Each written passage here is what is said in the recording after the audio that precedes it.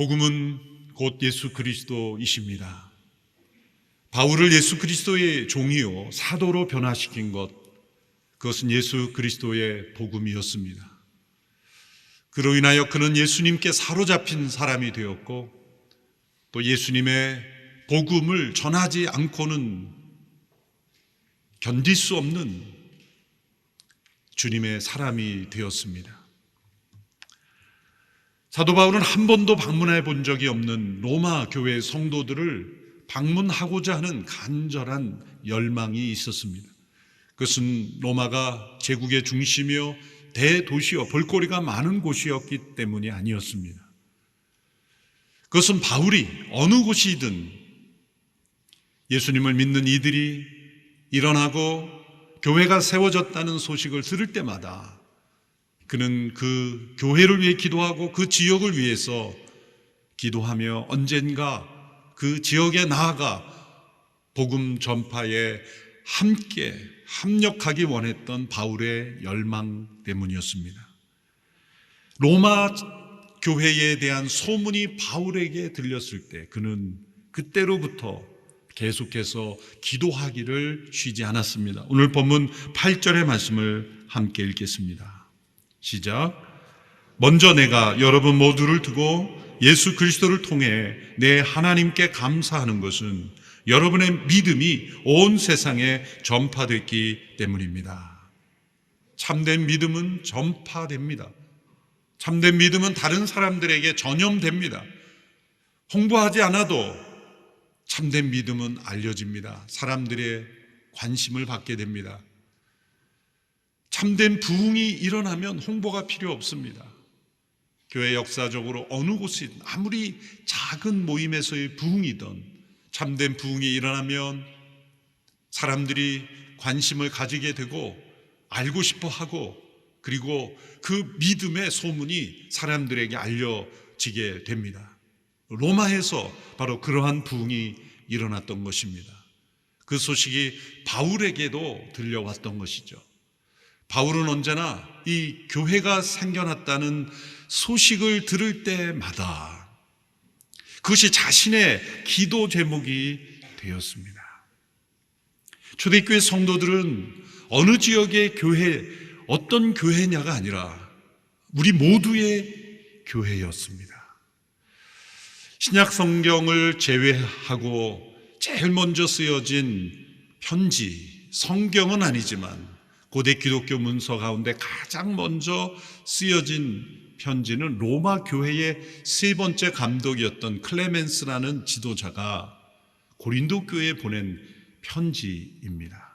그 편지의 내용을 제가 요즘 교부들의 글을 읽으면서 최근에 읽게 되었는 걸 보면 그분들은 로마에 있는 교회나 고린도에 있는 교회나 어느 교회에 있는 교회나 바로 우리 모두가 하나의 교회라는 마음이 있었다는 거예요. 그래서 고린도 교회에 일어난 분열이 사도 바울이 보낸 고린도 전서의 권면에도 불구하고 계속해서 분열이 이어졌던 것으로 보입니다.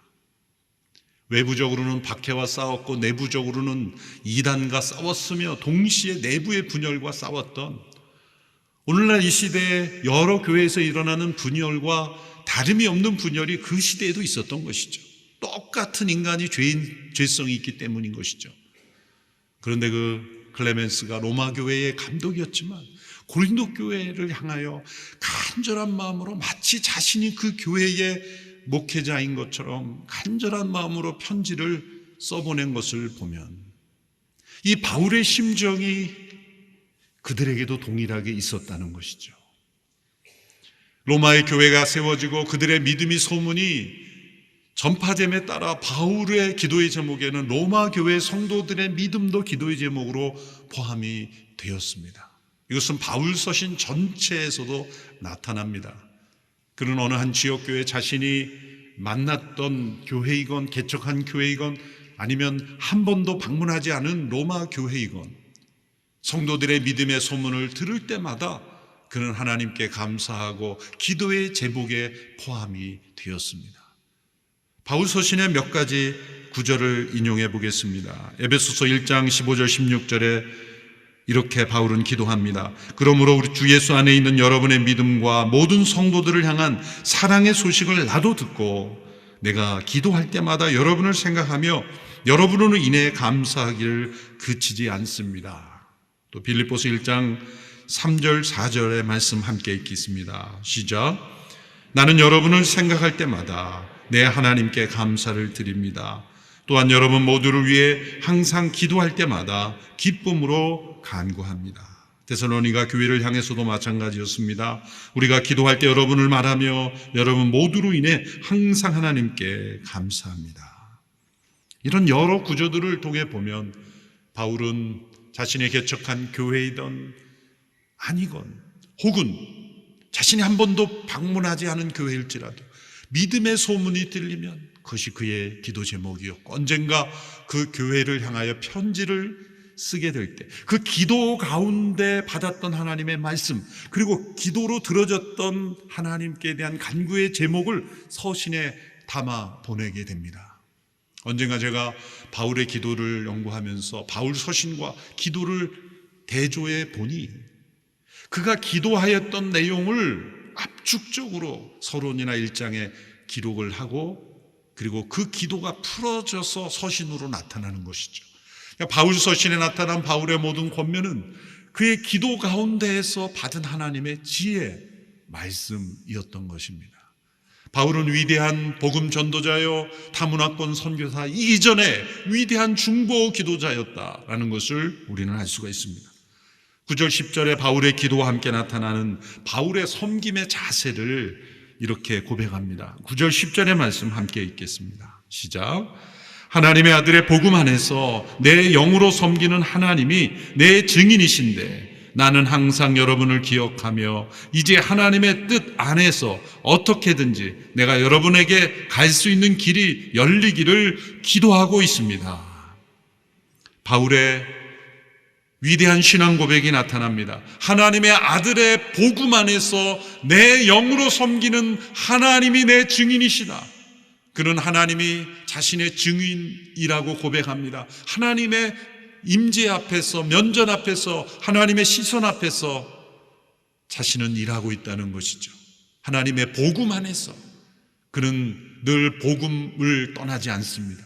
교회의 모든 섬김과 모임과 모이는 이유와 모든 것은 다 하나님의 아들의 복음 안에만 있어야 합니다.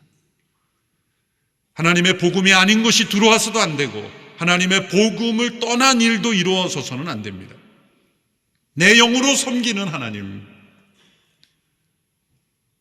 그것은 외형적으로 의무적으로 행하는 일이 아니라 마음 중심에서 나오는 진실한 섬김이라는 것이죠.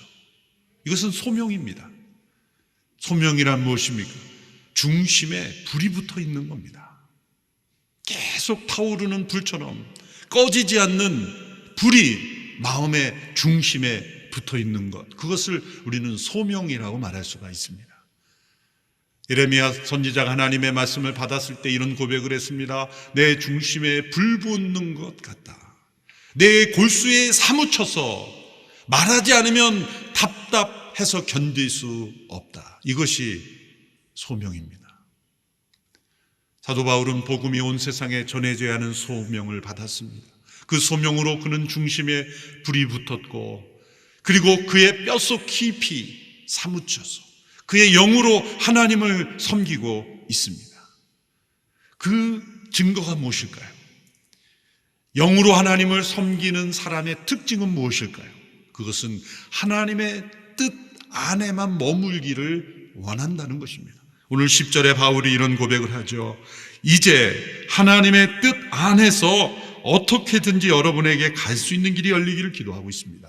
하나님의 뜻 안에서 길이 열리기를 기도하고 있다는 겁니다.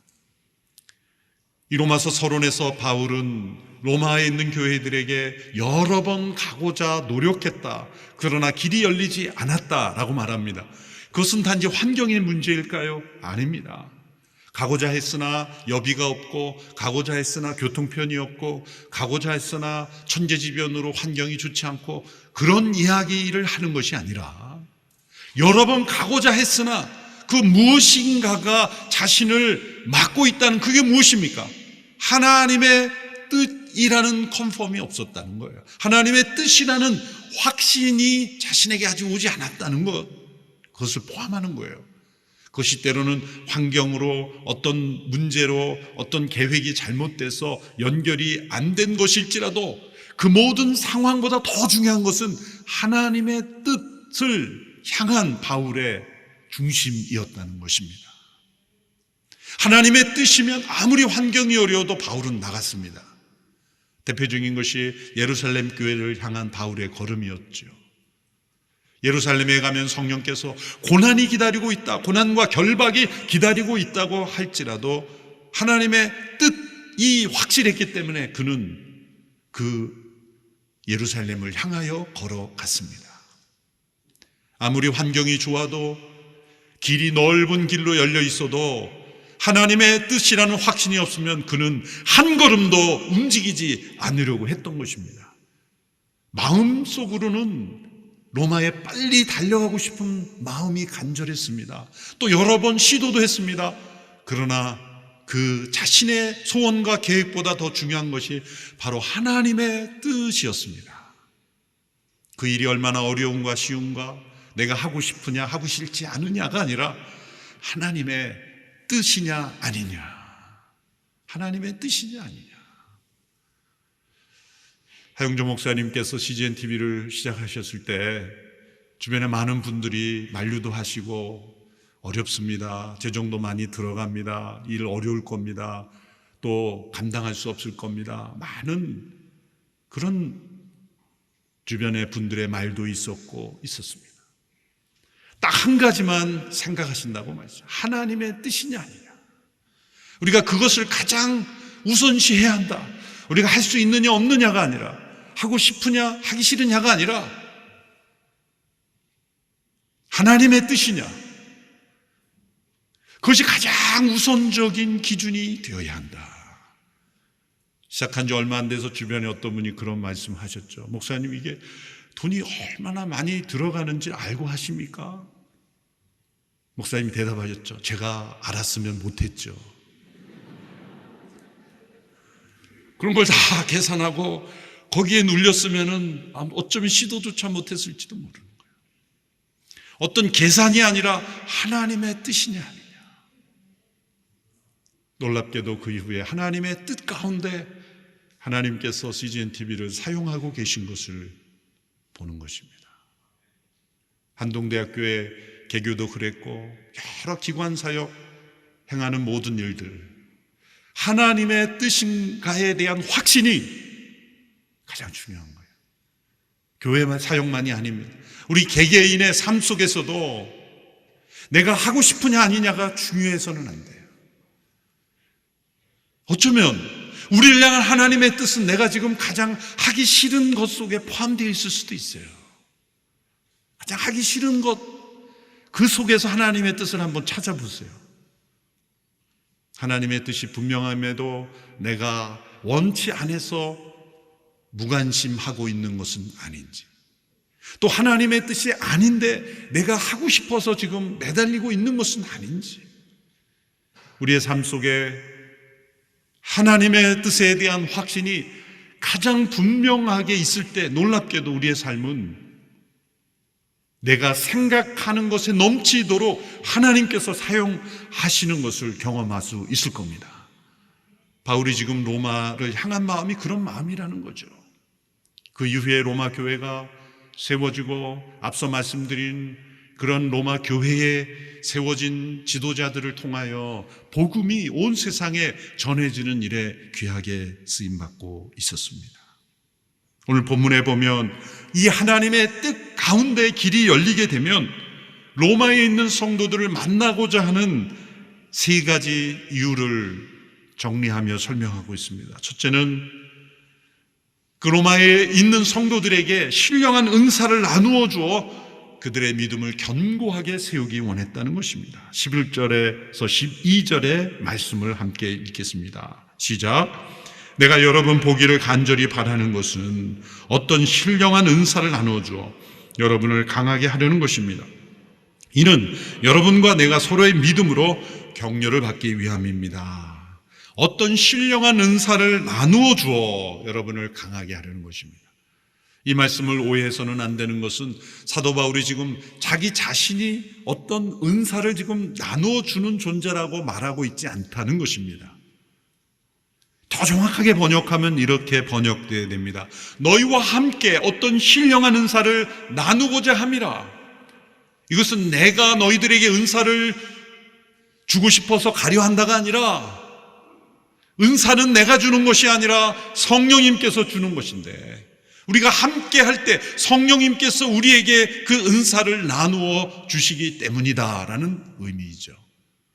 그런 의미가 12절에서 더 구체적으로 설명이 되고 있죠.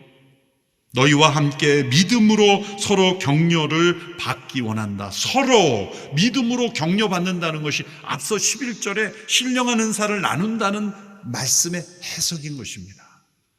바울은 내가 가진 은사 너희에게 줄게 라는 태도가 아니라, 우리가 함께 만날 때 서로 은사를 통해 격려를 받고 믿음이 강해지는 것을 기대하고 있는 것입니다.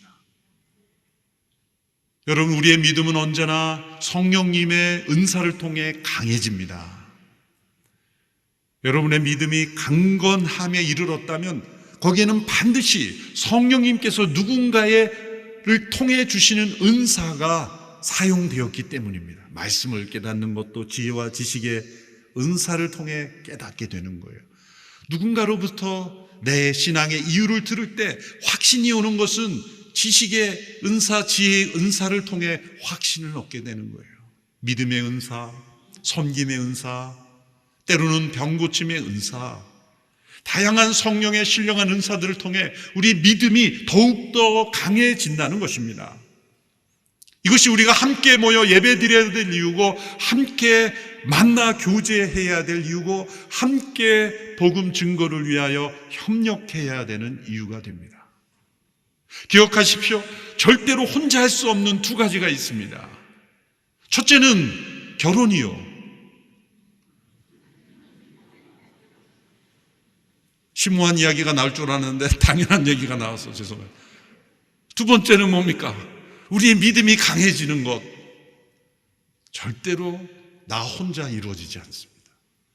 우리의 믿음이 강해졌다면, 견고해졌다면 반드시 거기에는 우리가 함께하는 어떤 공동체, 관계를 통해서, 누군가의 믿음을 통해 그 역사하시는 성령의 은사가 서로를 격려함으로 우리의 믿음이 강해진다는 거예요.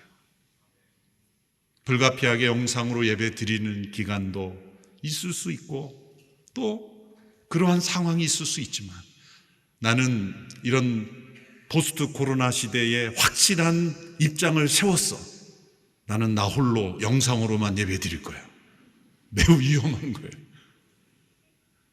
우리가 함께 이렇게 만나야 되는 이유, 누군가 얼굴을 대면하고 때로는 비대면이라도 어떤 관계 속에 있어야 하는 이유가 바로 우리의 믿음이 성령님께서 우리가 함께 할 때 나누어 주시는 신령한 은사들, 우리가 때로 그것을 인식하건 인식하지 않건 간에 반드시 성도들의 공동체를 통하여 성령님이 신령한 은사를 나누어 믿음이 서로 격려받는다는 거예요.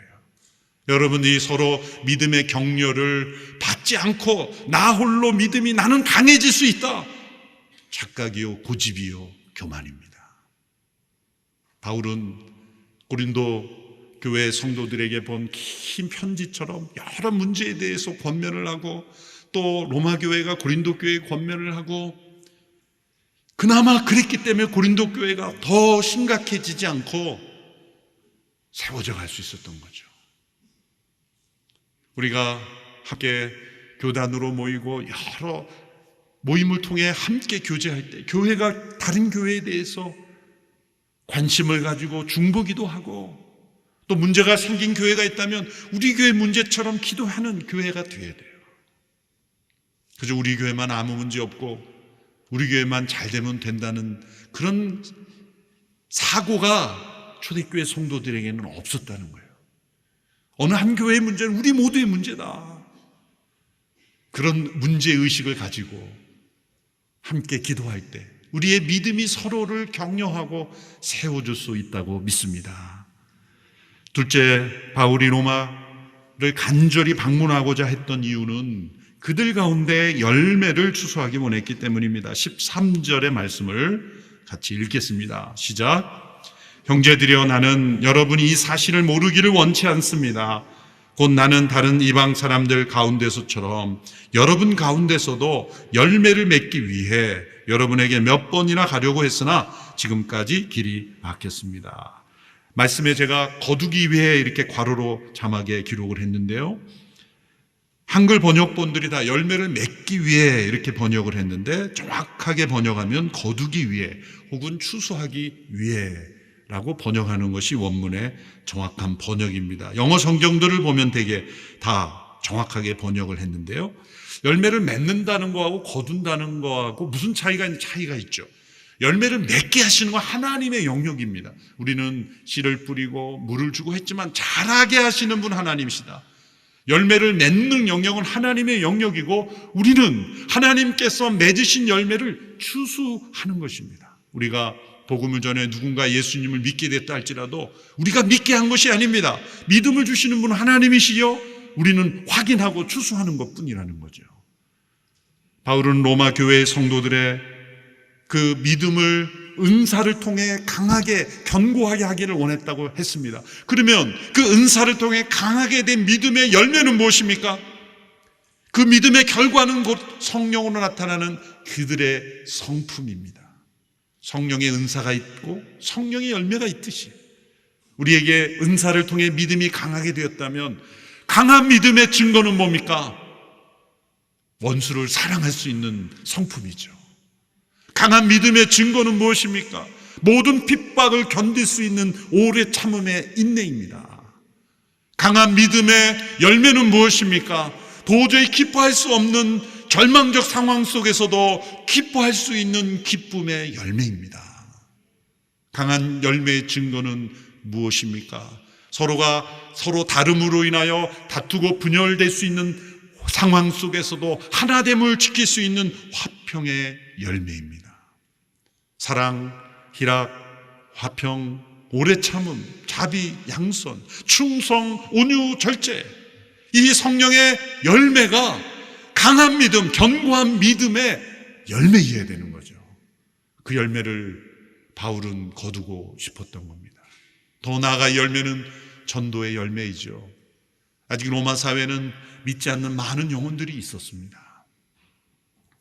당시에 로마 도시의 인구를 약 100만 명 이상, 정확한 추산은 안 되지만 그 정도 본다면 로마에 있는 가정교회의 성도들의 인원은 수십 명에서 많아야 수백 명 정도 작은 규모의 성도들이었기에 이제 로마 사회에 복음이 전해져서 더 많은 영적 추수가 일어나야 할 것을 바울은 바라보고 있었던 것입니다. 그로 인하여 로마 교회가 선교 기지가 되고 이제 로마서 15장에 그가 자신의 계획을 발표한 대로 내가 장차 스페인으로 가고자 하는데 이 로마 교회가 선교의 기지가 되기를 원한다. 당시에 로마라는 도시가 미치는 영향력에 따라서 복음의 영향력이 온 세상에 전해지는 추수의 열매를 기대했던 것입니다. 세 번째 이유, 그것이 가장 중요한 이유입니다.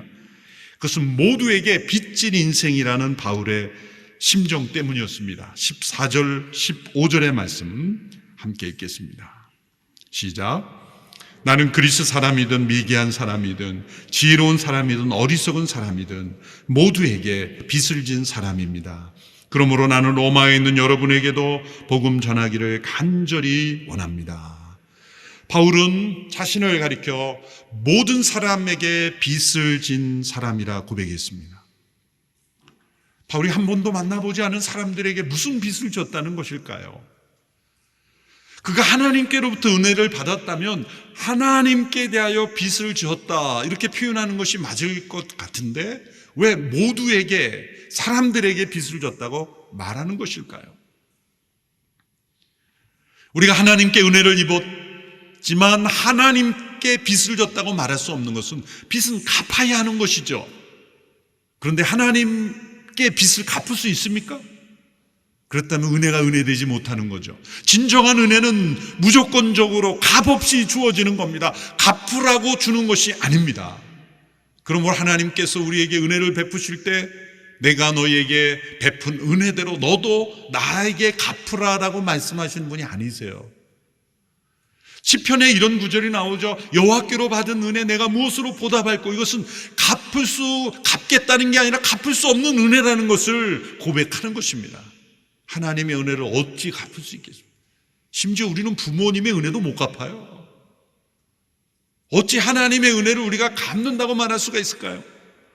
그러므로 하나님께로부터 받은 은혜, 예수 그리스도의 복음으로 받은 은혜에 대하여 우리는 하나님께 대해 빚진 자다라고 말할 수가 없는 거예요. 왜?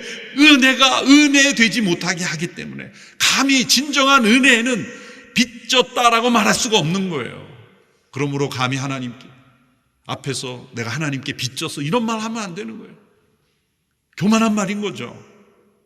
그런데 하나님께로부터 은혜를 받은 자는 만일 내가 그 은혜의 전달자가 되므로 또 다른 사람들도 그 은혜를 받을 수 있음에도 내가 그 책임과 의무를 다하지 않은 상태가 된다면 나는 그 사람들에게 빚진 자가 된다는 거예요.